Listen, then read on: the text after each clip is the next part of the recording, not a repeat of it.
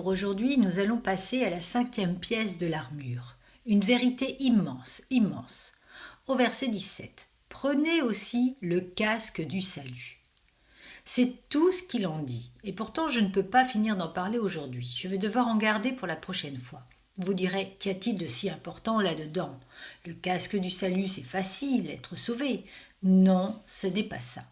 Parlons d'un casque. Un soldat romain n'allait jamais au combat sans casque. Ce serait très stupide.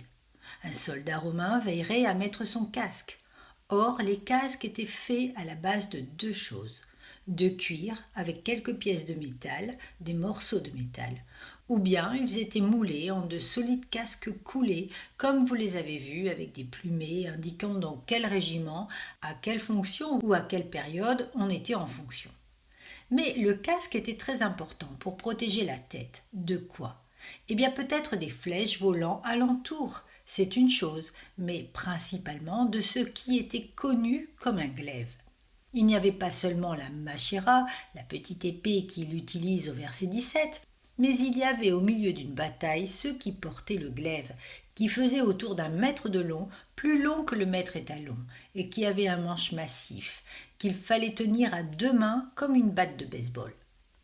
Et on le soulevait au-dessus de sa tête, et on fonçait en essayant principalement de couper les gens en 2. C'était l'idée. On arrivait à dos de cheval en battant l'air vers un fantassin plus bas et le reste. Le glaive était une arme redoutable. Et croyez-moi, il fallait porter le casque pour dévier un coup de ce glaive, parce qu'il pouvait donner un coup écrasant et coupant au crâne. J'ai été intéressée de lire récemment dans un journal que l'on a découvert quelque part dans une fouille, un squelette qui présentait une fente à travers tout le crâne, qu'on suppose avoir été produite par quelqu'un qui avait asséné un coup de glaive jusque dans le crâne. Donc le casque était très nécessaire. Or ici, le casque est celui du salut. Mais laissez-moi vous dire que cela ne fait pas référence à être sauvé. Il ne dit pas que maintenant que vous êtes dans l'armée, maintenant que vous combattez Satan, que vous avez sur vous la cuirasse de la justice, que vous avez maintenant le bouclier de la foi et que vos pieds sont chaussés de la disposition de l'évangile de paix, alors vous êtes sauvés. Non, non, ceci a déjà eu lieu. En fait, vous êtes dans l'armée si vous êtes croyant, n'est-ce pas? Si vous combattez Satan, c'est que vous devez être du côté de Dieu. Si vous n'êtes pas avec lui, vous êtes contre lui. Donc si vous êtes dans la bataille contre Satan, vous êtes déjà sauvé. Il ne parle pas de cela ici. Le casque du salut, ce n'est pas être sauvé. Il ne dit pas « à propos, 5e, soyez sauvés ». Oh non, vous avez été sauvés au chapitre 2, pas vrai? Car c'est par la grâce que vous êtes sauvés, par le moyen de la foi. Et cela ne vient pas de vous, c'est le don de Dieu. Ce n'est pas par les œuvres afin que personne ne puisse se vanter. Vous avez déjà été sauvés. Porter le casque du salut n'est pas venir au salut. Vous ne seriez même pas dans l'armée si vous n'étiez pas croyant. Satan ne vous attaquerait pas si vous n'étiez pas croyant, n'est-ce pas? Il vous laisserait tranquille, vous seriez déjà à lui, vous combattriez Dieu. Donc, si vous êtes dans l'armée et que la bataille a lieu, vous êtes déjà croyant. Cela a déjà eu lieu. Le casque du salut ne dit pas que vous devez être sauvé. Vous dites, alors de quoi s'agit-il? Je vais vous donner un petit peu de théologie maintenant. Alors mettez-vous à l'aise, prenez vos crayons ou stylos et prenez quelques notes, et voyons ce que nous pouvons voir à ce sujet. Tout d'abord, il faut que vous compreniez ceci, sinon vous ne comprendrez pas la suite. Certains sont troublés au sujet de la sécurité éternelle, et ils me demandent constamment « Croyez-vous qu'une fois sauvé, on est sauvé pour toujours ?» Qu'en est-il de ma tante Marthe? Elle a vécu si longtemps, et tout à coup, hop, elle était partie. Et est-ce qu'elle est sauvée ou non? Et ainsi de suite. Et les gens se font du souci, et même dans leur propre vie, ils commettent quelques péchés, ils se sentent coupables. Bref, je ne sais plus si je suis sauvée. Et en ce qui concerne les jeunes, vous leur demandez « Avez-vous donné votre vie à Christ ?» Et ils répondent « Ouais, 24 fois à répétition, et juste pour être sûr, je l'ai encore fait aujourd'hui. » Ce genre de choses. Comment pouvons-nous vraiment comprendre la sécurité du croyant? Eh bien tout d'abord, en comprenant le sens du salut. Et pour aujourd'hui et la prochaine fois, je voudrais que vous compreniez cela clairement. Je commencerai par dire combien cela débute simplement. Il y a 3 aspects au salut. 3 aspects, passé, présent, futur. Et ces 3 ont été définis ainsi. L'aspect passé nous libère de la pénalité du péché. En d'autres termes, si vous me dites « Êtes-vous chrétien? Avez-vous été sauvé ?» et que je vous réponde « Oui », quand cela s'est-il passé? Il y a tant d'années, et à ce moment-là, lorsque j'ai confessé Jésus-Christ, que je l'ai invité dans ma vie, alors mes péchés ont été comme placés sur lui sur la croix, et il a payé la pénalité pour mon péché. C'est le passé. La pénalité a été payée. Je suis mort. J'ai été crucifié avec Christ. Pourtant je vis, n'est-ce pas? Je suis mort. Paul, dans Romains 6, dit essentiellement ceci. Il dit que vous êtes mort une fois. Vous n'avez pas besoin de mourir encore. Quand êtes-vous mort? Vous êtes mort lorsque vous avez mis votre foi en Christ. Vous avez été crucifié avec lui. Le prix a été payé. Le péché a été traité. Il n'y a plus jamais d'autre pénalité à payer. Romains chapitre 8, verset 1 dit « Il n'y a donc maintenant aucune quoi? Aucune condamnation pour ceux qui sont en Jésus-Christ. C'est réglé. » Ainsi, l'aspect passé du salut est la libération de la pénalité du péché. Il y a un aspect présent, la libération de la puissance du péché. Le péché n'a plus quoi? Le péché n'a plus de domination sur vous. Le péché ne peut plus dominer sur vous. Comme un titre de livre le dit, il ne régnera plus. Le péché n'a plus le pouvoir de régner. Le péché ne domine plus. Pourquoi? Parce que Dieu est fidèle et juste pour nous purifier de tout péché. Savez-vous que même pas un seul péché ne peut vous être compté à charge? Romains 8 dit « Qui accusera ceux que Dieu a choisis ?» Personne, pas de condamnation. Il a pardonné toutes vos iniquités à cause de son nom. Il continue de purifier, il continue d'épurer. Comme Jésus l'a dit à Pierre, il suffit de se baigner une seule fois, puis le reste de ta vie, tu n'auras plus qu'à te laver les pieds.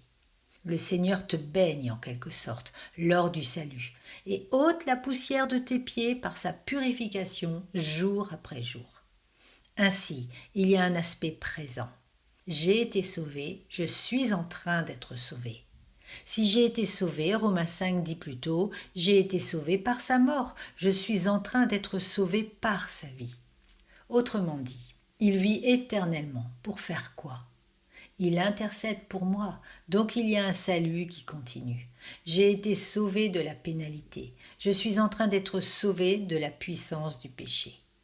Romains chapitre 5 versets 10 et 11, si nous avons été réconciliés avec Dieu grâce à la mort de son Fils lorsque nous étions ses ennemis, nous serons à bien plus forte raison sauvés par sa vie maintenant que nous sommes réconciliés. Maintenant, nous sommes continuellement sauvés, alors qu'il nous purifie en permanence. Il y a donc cet élément. Il y a aussi une partie future. Dans le passé, nous avons été sauvés de la pénalité du péché. Dans le présent, de la puissance du péché. À l'avenir, de la présence du péché. Savez-vous qu'il vient un jour et il n'y aura plus du tout de péché? C'est exact. Savez-vous comment je le sais? C'est parce que le livre de l'Apocalypse dit qu'il n'y aura plus de mort. Et le salaire du péché, c'est quoi? C'est la mort. Pas de péché. Et nous serons comme lui. 1 Jean chapitre 3 dit « Nous serons tels qu'il est, car nous le verrons tel qu'il est. » Et il est sans péché, sans tache, sans défaut et sans imperfection. Il viendra un jour où nous serons sauvés de la présence du péché. Maintenant, écoutez mes amis, le salut a eu lieu, il se passe et il se passera. A eu lieu, c'est la justification. Maintenant, c'est la sanctification. Au futur, ce sera la glorification. Comme Romains 8 le dit, celui qu'il justifie, il le sanctifie et le glorifie. Vous voyez? Ainsi, lorsque vous pensez au salut, vous ne pensez pas au salut en termes de quelque chose du passé, et vous ne pensez pas au salut comme certaines sectes y pensent, ni même comme certains dans l'Église catholique, comme quelque chose qu'il faut attendre dans l'avenir. Il est passé, présent et futur. Or, s'il est passé, c'est fait. Si c'est aussi présent, alors vous ne pouvez pas le perdre parce qu'il continue constamment. Et s'il est garanti pour le futur, alors vous êtes absolument en sécurité. Or, c'est là le cœur et l'âme du sens du salut, l'aspect passé, présent et futur. Que je vous illustre ceci en regardant à Romains chapitre 8 verset 23, vous montrant plusieurs passages de l'Écriture qui, je pense, vous aideront réellement à comprendre cela. Dans Romains chapitre 8 verset 23, nous lisons ceci. En fait, commençons au verset 22. Paul parle ici de la malédiction. Il dit comment le péché a affecté la création et l'a rendue sujette à la vanité, mais qu'il y a encore de l'espérance pour quelque chose de différent. Vous savez que le monde va devenir meilleur. Saviez-vous cela? Il va devenir meilleur. En fait, le monde va être parfait. Il deviendra parfait, mais ce ne sera que lorsque Jésus viendra. Il ne deviendra pas parfait par des efforts humains. Ainsi, l'espérance est une partie importante de l'expérience chrétienne. Au verset 22, il dit « Nous savons que, jusqu'à maintenant, la création tout entière soupire et souffre les douleurs de l'accouchement. » En d'autres termes, le monde entier sait qu'il est détraqué. La création tout entière sait que quelque chose va désespérément mal. Même l'ordre créé est chaotique. Et ce n'est pas elle seule qui soupire, verset 23, mais nous aussi. Nous savons que les choses vont mal, nous savons que ce n'est pas ainsi que le voulait Dieu, nous savons que ce n'est pas ainsi que Dieu a fait la vie. Nous qui avons pourtant dans l'esprit un avant-goût de cet avenir, nous soupirons en nous-mêmes en attendant l'adoption, la libération de notre corps.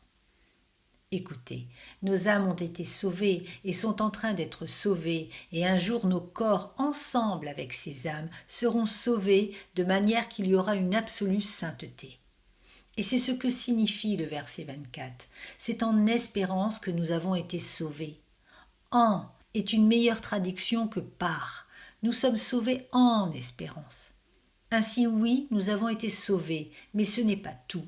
Écoutez, vous savez, si quelqu'un me disait « Oh, le salut que vous avez reçu, c'est pour toujours, vous l'avez maintenant et il n'y a rien à y ajouter », je dirais « Vous voulez dire que je dois combattre la chair pour le restant de ma vie et pour toute l'éternité ?»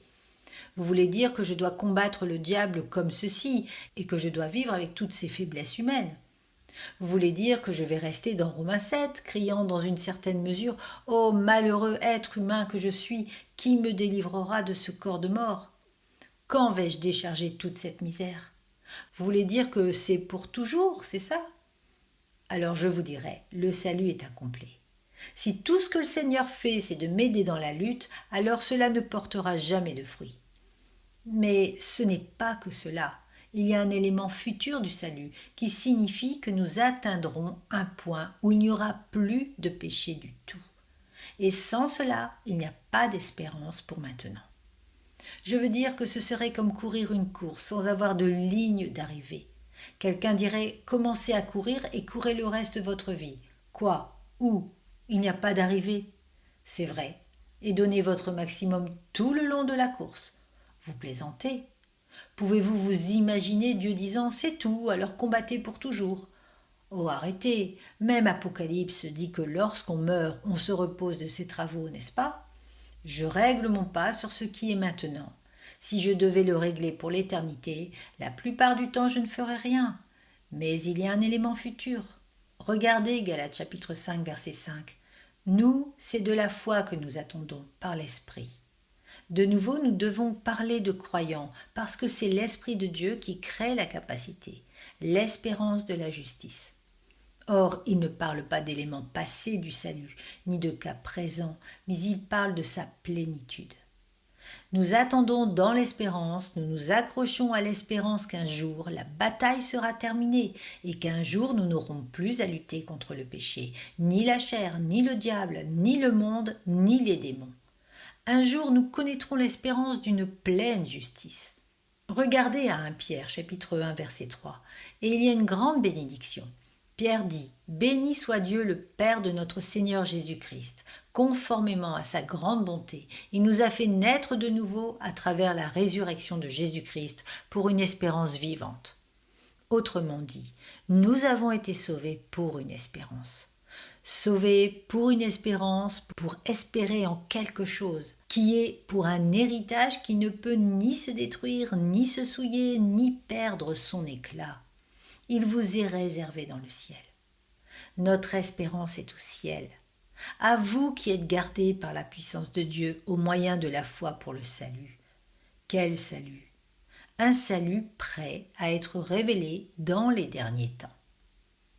Il y a un autre élément du salut, un dernier élément qui est la consommation de l'espérance vivante lorsque nous allons au ciel recevoir la récompense et l'héritage qu'il a planifié pour nous. Et à cause de cela, peu importe pour nous, verset 6, d'être pour un peu de temps attristés par diverses épreuves. Vous voyez, cela nous est égal d'avoir quelques douleurs. Il y a une ligne d'arrivée. Nous ne craignons pas un peu d'effort, il y a un but à atteindre. J'ai couru assez de courses dans ma vie lors de rencontres d'athlétisme au lycée et à l'université pour savoir comment c'est lorsque tu atteins la ligne droite et que tout va au mieux. Tu fais ce dernier tour et arrives au but, et tout à coup, il t'arrive ce qu'on appelle cogner le mur, et quelque chose ne va plus. Ton cerveau dit vas-y, et tes jambes disent non, et il se passe ce terrible retournement. Tu combats encore ce dernier instant, et ce qui te pousse, c'est la sensation de la victoire et de l'honneur, du respect de soi, et ce que tu sais t'attendre à l'arrivée.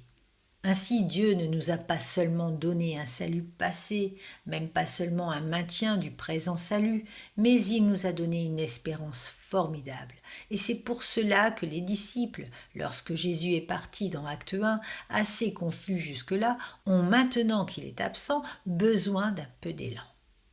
Donc c'est pour cela qu'il leur dit en envoyant 2 anges, « Ce Jésus qui a été enlevé du milieu de vous reviendra de la même manière que vous l'avez vu aller au ciel. » Autrement dit, au cas où vous seriez découragé, vous penseriez que peut-être il n'y aura pas de fin. Il reviendra. Il reviendra. Il y aura une fin, il y aura un but, il y a une ligne d'arrivée.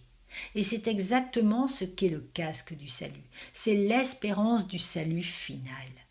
Laissez-moi vous montrer 1 Thessaloniciens chapitre 5 verset 8. Mais nous qui sommes du jour, c'est-à-dire nous ne sommes pas de la nuit, le royaume de Satan, nous sommes du jour. Ceux qui sont les fils de la lumière dans le royaume de Dieu. Nous qui sommes du jour, soyons sobres, enfilons la cuirasse de la foi et de l'amour. Attention, et ayons pour casque l'espérance du salut. En effet, Dieu ne nous a pas destinés à la colère. Nous ne serons pas continuellement dans ce combat, nous ne passons pas par le jugement, mais nous posséderons le salut. Il y a encore un élément du salut à obtenir. Dieu nous a destinés à l'obtenir à la fin, et c'est le casque du salut. L'auteur des Hébreux dit que cette espérance est l'encre de l'âme. Alors, qu'est-ce que le casque? Écoutez, pour résumer, le casque du salut est la confiance en un salut final, total, à venir. C'est la confiance qu'un jour la bataille sera finie. Je ne pourrais pas combattre si je ne pensais pas qu'il y ait une arrivée quelque part. Le pourriez-vous? Il doit y avoir une fin. Vous direz, bon, comment ceci fait-il partie de notre armure? Écoutez, vous connaissez ce gros glaive que le soldat romain devait contrer? Savez-vous ce qu'est le glaive de Satan? Il a 2 côtés. Un côté est le découragement et l'autre est le doute. Nous parlerons du doute la prochaine fois, mais cette fois-ci du découragement. Savez-vous ce que Satan veut faire? Il veut vous bourrer le crâne avec le découragement et le doute. Il veut que vous vous découragiez. Oh là, mon gars, tu donnes tant et ne reçois rien en retour. Tu vis cette vie chrétienne, te séparant du monde. Oui, tu la vis. Et qu'arrive-t-il? Tu viens de perdre ton travail. Tu parles d'une bénédiction, hein? Tu lis ta Bible chaque jour. Et ta femme est aussi revêche qu'avant que tu n'aies même acheté une Bible. Cela n'a pas eu le moindre effet sur elle. Qu'est-ce que Dieu fait dans ta vie? Tu vas à l'église depuis tant d'années. Regarde tes enfants. Ils ne te respectent pas plus maintenant qu'avant. Et tu te mets à te décourager. J'ai enseigné une classe si longtemps et je me demande si quelqu'un y reçoit quelque chose, dites-vous. Et vous êtes vraiment découragé. C'est une chose. L'autre chose que Satan veut mettre dans ta tête est le doute. Comment sais-tu que tu es vraiment chrétien? Es-tu sûr d'être réellement sauvé? Tu ne le mérites pas. Regarde ce que tu viens de faire. Penses-tu que c'est une démonstration de ton appartenance chrétienne? Et des gens souffrent de doute et de découragement. c'est ce qu'il utilise. Et le casque du salut est une protection. Parlons du domaine du découragement. Laissez-moi l'illustrer en regardant à 1 Roi chapitre 19, la fameuse histoire d'Élie. Élie est un peu le Pierre de l'Ancien Testament. Il a bien des hauts et des bas. Mais Élie venait de remporter une grande victoire. Je veux dire une victoire comme aucun autre prophète de Dieu n'en avait jamais remporté. Il venait justement de prendre une épée et de massacrer 450 prêtres de Baal. Là, je dirais qu'il fut vraiment un gagnant ce jour-là. Et vous vous souvenez que Dieu envoya un feu du ciel qui brûla le sacrifice, consuma l'autel et absorba même l'eau qu'on avait versée tout autour. Et Élie dominait, oh oui, il était vraiment au sommet. L'Éternel est Dieu, l'Éternel est Dieu. Baal ne l'est pas, Baal a perdu. Et mon vieux Élie a eu la victoire. Et puis, chapitre 19, il ne laisse pas beaucoup de temps passer. Achab rapporta à Jézabel tout ce qu'avait fait Élie et la manière dont il avait tué par l'épée tous les prophètes. Jézabel envoya alors un messager à Élie pour lui dire que les dieux me traitent avec la plus grande sévérité si demain à la même heure je ne te fais pas ce que tu leur as fait. Elle dit Élie pour avoir fait cela, et en passant elle était une adoratrice de Baal. Pour avoir fait cela je te tuerai d'ici demain, quitte à y laisser ma vie. Mais vous savez, si c'était moi, je dirais « Seigneur, regarde, je viens de te rendre un grand service, 450 prêtres de Baal éliminés. Donne-moi un jour de congé, veux-tu ? Tu as envoyé Jézabel à mes trousses le lendemain, que penses-tu d'un petit repos ? Pas le temps de s'asseoir pour être honoré par la société juive des honneurs, pas le temps d'être assis pour recevoir des lauriers ou des médailles. Il est de nouveau en route. S'il peut faire face à 450 prêtres de Baal, on ne devrait pas être trop secoué par une seule femme. Mais l'histoire ne retient pas cet argument, parce qu'il y en a eu beaucoup qui ont été secoués par une seule femme, et qui pouvaient faire face à de nombreux hommes. Mais quoi qu'il en soit, Élie a décidé qu'il n'y avait qu'une chose à faire, c'était de fuir. Et Élie ne devait pas avoir loin de 80 ans, et Dieu n'avait jamais voulu qu'un vieux prophète de 80 ans court jusqu'à Beersheba. Mais il détala, je veux dire qu'il est parti à fond de train sur la route, soulevant un nuage de poussière, courant pour sauver sa vie, dit le verset 3. Arrivé à Beersheba, il laissa son serviteur. De là, il continua une journée de marche dans le désert. En fait, il courut. Beersheba est une ville, et de là, il poursuivit sa route un jour de plus dans le désert. À une distance d'1 jour de Beersheba dans le désert, il s'assied sous un genêt et demande à mourir. Il dit « C'est assez. Maintenant, Éternel, prends-moi la vie, je n'en peux plus. » Voilà ce que j'appelle du découragement. Il veut mourir. Seigneur, sors-moi de là, veux-tu ? Prends-moi, ça suffit. Il se coucha et il s'endormit sous un genêt. Et voici qu'un ange le toucha et lui dit « Lève-toi et mange. » L'ange n'a même pas voulu le laisser dormir. Il l'a réveillé et l'a nourri. Élie regarda et il vit à son chevet un gâteau cuit sur des pierres chauffées, ainsi qu'une cruche d'eau. Il mangea et il but, puis se recoucha. L'ange de l'Éternel vint une seconde fois, le toucha. Il l'a à nouveau réveillé et dit « Lève-toi et mange, car le chemin est trop long pour toi. Tu dois manger. » Or, je ne sais pas ce qu'est la nourriture d'un ange, mais quoi qu'il en soit, ça marche. Au verset 8, il se leva, mangea et but. Puis, avec la force que lui donna cette nourriture, il marcha 40 jours et 40 nuits. Donc, comme je dis, ça marche, jusqu'à la montagne de Dieu, jusqu'à Horeb. Savez-vous pourquoi ? Dieu dit, « Élie, tu n'as pas à être découragé. Maintenant tu te lèves et pars vers le mont Horeb. Je dois avoir une petite conversation avec toi. » Donc il y est monté, et le Seigneur lui a parlé dans une douce petite voix. Et Élie lui a sorti un chant et une danse du genre « Je suis le seul qui reste, Seigneur. Oh, c'est si misérable et si décourageant. Je reste tout seul, je suis le seul fidèle qu'il te reste. » Et l'Éternel dit au chapitre 19, verset 18 « Oui, j'en ai 7000 autres à part toi. Ce n'est pas qu'un seul, c'est 7001, Élie. Maintenant retourne là-bas et mets-toi au travail. » C'est si facile de se décourager, et vous savez que je peux vous le garantir. Même au moment de quelques-uns de vos plus grands triomphes, vous revenez à la réalité, et c'est frappant comme choquant, vous savez. Je peux comprendre cela, c'est facile d'être découragé. Passant à Éphésiens chapitre 3 verset 3 ou plutôt verset 13, Paul dit « Aussi je vous demande de ne pas perdre courage à cause de vos souffrances. » Vous savez, certaines de ces personnes pouvaient même être découragées à propos des difficultés d'autres, pas nécessairement les leurs. Galates chapitre 6 verset 9 dit « Ne nous lassons pas de faire le bien, car nous moissonnerons au temps convenable si nous ne nous relâchons pas. » Vous savez qu'il est si facile de se fatiguer et de se lasser. Ô Seigneur, je dois prêcher encore un dimanche, je dois donner un autre message, étudier encore un jour. Ô Seigneur, je dois rendre encore visite à une personne, je dois de nouveau rencontrer cette même personne pour le discipulat. Seigneur, ne puis-je pas avoir quelques jours de congé dans mes lectures bibliques? Seigneur, je ne peux pas supporter cette classe d'école du dimanche un dimanche de plus. Seigneur, penses-tu réellement que je dois revenir parler avec ce voisin encore une fois? Seigneur, tu sais que je combats cette même vieille tentation depuis si longtemps. J'en ai assez. Vous savez bien que se décourager est si facile. Je ne fais que combattre et rien ne se passe. Je me fatigue mais pas l'ennemi. Avez-vous remarqué? Vous vous lassez réellement et Satan ne s'arrête jamais. Matthew Arnold a écrit « Car ma jeunesse s'est passée dans le sang et la bataille, et mon âge mûr est plein de sang et de bataille, et je finirai cette vie dans la bataille. Cela ne s'arrêtera-t-il jamais? Eh bien, nous combattons l'ennemi toute notre vie.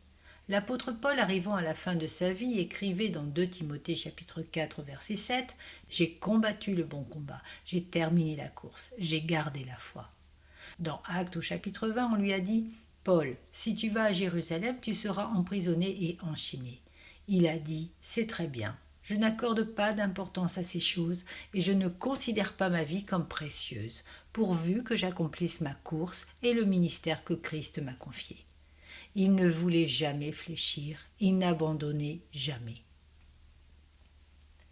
Dans Apocalypse chapitre 2, le Seigneur louait l'église d'Éphèse en disant « Tu as supporté, tu as eu de la persévérance, tu as souffert et tu ne t'es pas lassé. » C'est une recommandation.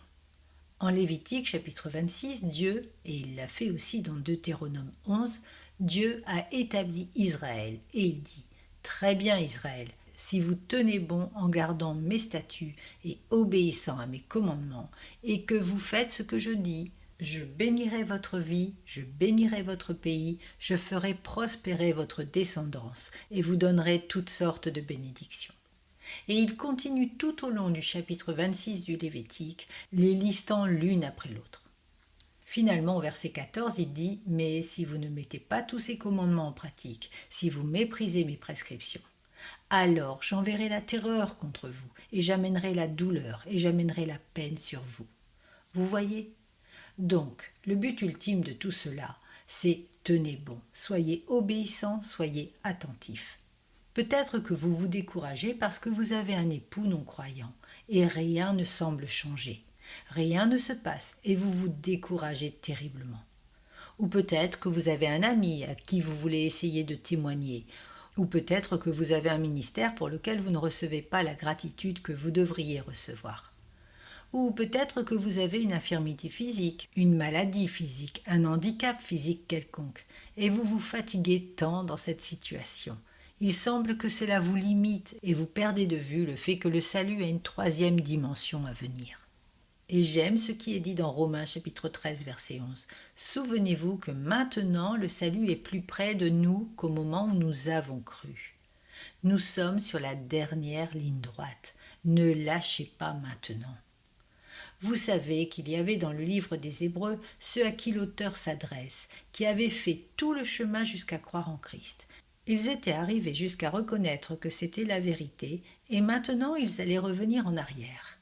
Et l'auteur dit « Non, ne faites pas cela, ne soyez pas de ceux qui font demi-tour et retombent dans la perdition. » Il dit « Avançons vers la perfection, n'abandonnez pas. » Je pense à Jérémie. L'Éternel dit à Jérémie « Tu es mon prophète, Jérémie. Je veux que tu passes ta vie à prêcher pour moi. Et voici mon message, Jérémie. Prêche-le avec toute ta force, et prêche-le jusqu'à en perdre le souffle, et personne n'écoutera. Personne n'écoutera un mot de ce que tu dis. Et ce bon vieux Jérémie l'a prêché tout seul. L'a écouté tout seul.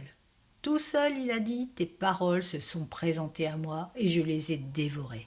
Ta parole a provoqué mon allégresse et elle a fait la joie de mon cœur. Et puis il y avait Job, et le Seigneur avait dépouillé Job comme personne n'avait jamais été dépouillé. Il a pris tout ce qu'il possédait, tout ce qui était sien, tout ce qu'il aimait, et pourtant il a dit, même s'il me tuait, je continuerai à espérer en lui. Et il a tenu bon là-dedans. Et en fin de compte, il a dit, ô Dieu, mon oreille avait entendu parler de toi, mais maintenant mon œil t'a vu. C'est pourquoi je me condamne et je reconnais mes torts sur la poussière et sur la cendre. Autrement dit, j'avais entendu comment tu étais, mais dans l'adversité, en étant fidèle, je t'ai vu. Tenez bon, ne laissez pas Satan vous frapper de découragement. Jésus notre Seigneur a dit dans Luc chapitre 18 verset 1, il devait toujours prier sans. Sans quoi? Sans se décourager. Quand vous voyez que vous vous découragez, mettez-vous à prier. Oh là là, Satan veut me décourager tout le temps. Il y travaille comme un fou. Cette semaine, j'ai lu quelque chose sur un petit homme d'Angleterre. Il s'appelait Dr Révérend William Davy. Au cours de sa vie, vers la fin, bien qu'il ne l'ait pas su à l'époque, il a décidé d'écrire une théologie systématique sur la Bible tout entière. Il a passé 12 bonnes années à le faire. Quand il a fini, elle faisait 26 volumes. C'était un petit homme inconnu. Il n'existe aucune copie de sa théologie, pour autant que je sache. Lorsqu'il l'a terminée, il n'a trouvé personne pour la préparer à l'impression. Alors il l'a fait lui-même. C'était il y a 200 ans. Puis il a imprimé 40 exemplaires des 300 premières pages et 14 exemplaires du reste des 26 volumes. 14 exemplaires de ses 12 ans de travail. Il est mort pauvre et inconnu. Mais vous savez quoi? Je parie qu'il est mort dans la connaissance de Dieu. Un petit homme a écrit 26 volumes de théologie, dont probablement personne n'a jamais entendu un mot ni même lu, mais il a recherché la connaissance de Dieu et la connaissance de la parole de Dieu. Il y est resté ancré. Il y avait à Londres une petite fille. Elle se tenait sur un trottoir lorsque le camion de charbon est passé, et il déversa une tonne de charbon devant la maison de la petite fille. Elle a pris une petite pelle à la cave, ouvrit la porte de la cave. Elle n'avait que 5 ans. Elle sortit et enfonça sa petite pelle dans le charbon, passa sur le trottoir, descendit les escaliers de la cave, retourna sa pelle au sous-sol, et un voisin se tenait là à l'observer.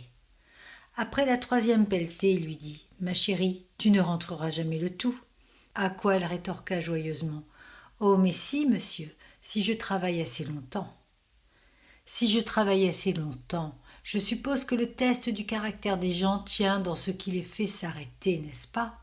Bien des gens rencontrent la première ligne de défense et s'en vont. Bien des gens sont absents à l'appel dès qu'ils entendent un coup de feu. Mais il y a ceux qui font une différence dans le monde, parce qu'ils foncent une ligne après l'autre dans le camp adverse.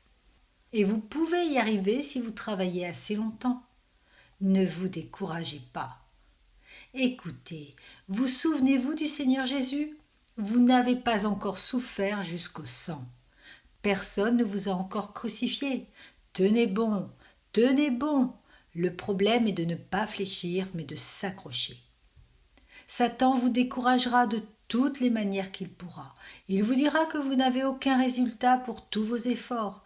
Ouah, personne ne t'écoute. Regarde, tu as travaillé fidèlement. Personne ne te donne de laurier. Personne ne te dit un mot. C'est tellement caché. Qui saura si tu tombes dans le péché? Non, ne te soucie pas de la bataille. Cède un peu, relaxe. Le casque du salut me protège du relâchement, du renoncement, de la lassitude. Pourquoi? Parce que j'ai une espérance, et mon espérance est qu'il y a une lumière à la fin de ce tunnel, et un jour je vais surgir dans cette lumière glorieuse dans la présence de Jésus-Christ. Et comme ce type qui m'a écrit une lettre disant « Je ne veux pas me tenir devant mon commandant avec la honte au visage parce que j'aurais abandonné en pleine bataille, n'est-ce pas ?» Je veux être là à dire « Eh Seigneur, je peux être meurtri et sanglant, mais je suis là et j'ai combattu tout au long, jusqu'au bout. »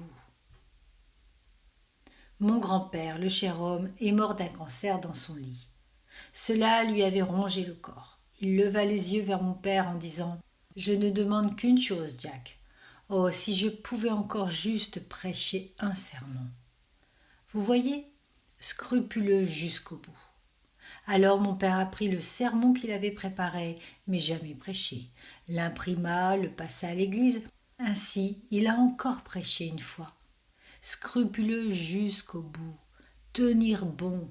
Apocalypse 2 et 3 disent « À celui qui vaincra ». À celui qui vaincra, à celui qui vaincra, à celui qui vaincra, je donnerai, je donnerai, je donnerai. Autrement dit, Dieu réserve des choses spéciales aux vainqueurs, de grandes choses. Vous vous souvenez de Timothée ? Timothée a dérapé, il s'est découragé. Qu'est-ce qui l'a découragé ? Bien des choses. 1. Il était jeune. Il était tenté par des convoitises de la jeunesse et il s'est fatigué. Autre chose encore, il était jeune et les gens disaient « Oh, tu es trop jeune pour savoir quoi que ce soit, Timothée. » Il méprisait sa jeunesse. De plus, il avait des problèmes d'estomac et Paul dit « Il faut que tu prennes un peu de vin pour ton estomac. » Il était secoué. Ensuite, il était embarrassé par Paul parce qu'il était pour toujours en prison et il était perturbé de ce que les gens disaient « Ouais, tu es l'un des disciples de ce prisonnier. Il a eu honte de moi, dit Paul. » Et pas seulement ça, quelques faux enseignants étant arrivés à Éphèse, enseignant des erreurs très sophistiquées, et Timothée ne savait pas s'il pouvait y faire face. Puis il y avait de la philosophie, des désaccords et des tromperies vaines, des généalogies, et Timothée se voyait dans une mer de choses qui le décourageaient. Et l'apôtre Paul lui écrit dans 2 Timothée lui disant « Timothée, ranime la flamme du don de Dieu qui est en toi. En effet, ce n'est pas un esprit de timidité que Dieu nous a donné, mais un esprit de force, d'amour et de sagesse. Sois fort dans la grâce qui est en Jésus-Christ. Allez, Timothée, raccroche-toi, serre les poings. » Timothée était découragé. Pierre dit la même chose aux saints à qui il écrivait, qui subissaient la persécution. Il dit « Oh, écoutez, tenez bon en faisant le bien, et si vous souffrez en faisant le bien, vous êtes bénis et heureux. » Vous direz « Mais parfois on se lasse. » C'est juste, parfois vos jambes sont en caoutchouc comme au dernier tour de piste. Lorsque cela m'arrive très souvent, je pense à un passage de l'Écriture auquel vous avez souvent pensé, j'en suis sûre. C'est Ésaïe chapitre 40, et je conclurai notre réflexion là-dessus. Écoutez ceci, Ésaïe 40 verset 29. Il donne de la force à celui qui est fatigué, et il multiplie les ressources de celui qui est à bout. Oh, n'est-ce pas magnifique ? Précisément, là où vous êtes près de lâcher, il vous donne de la puissance. Là où vous dites « Seigneur, je n'ai plus de force », c'est là qu'il vous infuse sa force. Les adolescents se fatiguent et s'épuisent, les jeunes gens se mettent à trébucher, mais ceux qui comptent sur l'Éternel renouvellent leur force. Ils prennent leur envol comme les aigles, ils courent sans s'épuiser, ils marchent sans se fatiguer. Quelle splendide déclaration! L'aigle qui s'élève si haut, plus haut que la plupart des autres oiseaux, est un exemple de ce qui arrive à un croyant dans sa faiblesse lorsqu'il est rempli de la force de Dieu. Il s'élève au-dessus des autres. Écoutez, il n'y a aucune raison d'être découragé, mes amis. Le casque du salut dit que vient un jour, un grand jour de victoire. Si vous êtes fidèle tout au long du chemin, il y a là une merveilleuse récompense. Un jour de gloire arrive. Le salut est passé, oui, il est présent, oui, mais oh, il est futur. Et ne laissez pas Satan vous décourager, ne le laissez pas vous voler l'anticipation de ce frisson. Ne le laissez pas vous prendre l'espérance qui vous rend consacré. Écoutez, Jean dit dans 1 Jean chapitre 3, « Toute personne qui possède cette espérance en lui se purifie. » Lorsque vous savez que Jésus vient, lorsque vous savez que ce grand jour arrive, le salut sera finalement accompli. Il a une manière d'épurer et de purifier votre vie, parce que vous savez que vous le verrez face à face. Alors prions.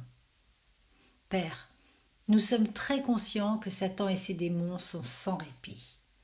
Ils ne renoncent jamais. Ils nous poussent sans arrêt. Mais nous savons aussi que notre salut est plus proche que lorsque nous avons cru. Ô Dieu, nous te remercions pour l'espérance de victoire que nous avons. Nous entendons l'écho des paroles d'Hébreux 6, versets 11 et 12, et nous désirons que chacun de vous fasse preuve du même zèle pour conserver jusqu'à la fin une pleine espérance. Ainsi, vous ne vous relâcherez pas, mais vous imiterez ceux qui par la foi et la patience reçoivent l'héritage promis. Ô Dieu, aide-nous, comme ceux qui furent fidèles, ceux qui furent patients, ceux qui furent les héritiers de la promesse, à montrer le même zèle jusqu'au bout, de conserver l'espérance jusqu'à la fin, de vivre ainsi à ta gloire. Père, puissions-nous être dans la liste des fidèles de Hébreux 11, parce que nous persévérons jusqu'à la fin. Aide-nous à ne pas nous décourager. De quoi pourrions-nous nous décourager lorsque nous savons que nous attend un héritage incorruptible et pur, un héritage qui ne peut être décrit en termes humains, un merveilleux royaume qui dépasse en description même ce qui est révélé? Une relation avec toi pour toute l'éternité qui ne peut être décrite que par être comme Jésus-Christ. Ô Dieu, avec cette vue de l'avenir, nous ne pouvons être découragés par le moment présent, quoi qu'il nous apporte. Aide-nous à être fidèles pour porter le casque pour ta gloire. Au nom de Jésus. Amen.